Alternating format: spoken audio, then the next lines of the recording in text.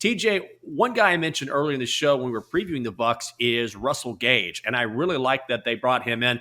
And Tom Brady personally wanted him. When you talk about Evans and Godwin and how much attention they get from opposing defenses, can Gage be a guy that breaks out a little bit this season?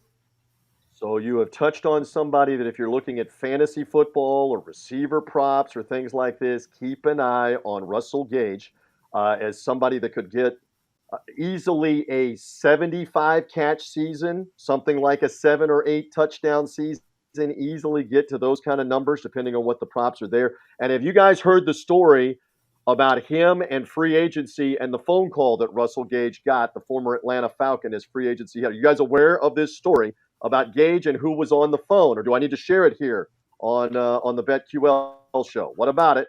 Do you know the Touched on story? it for a second, but you definitely have more details than I do, so go right The ahead. phone rings and Russell Gage says hello, and it's Tom Brady on the other end of the phone recruiting him.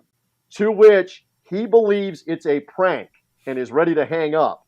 It can't possibly be Tom Brady. It's not.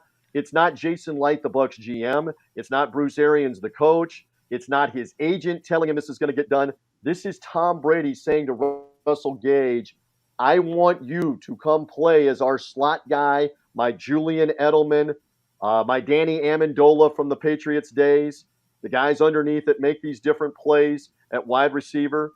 Antonio Brown had been filling that role until he flipped out, obviously, at the end of last season. The third receiver spot for the Buccaneers coveted, and Brady was on the phone with who? With Russell Gage. What does that tell you about what he feels like Gage can do this upcoming season?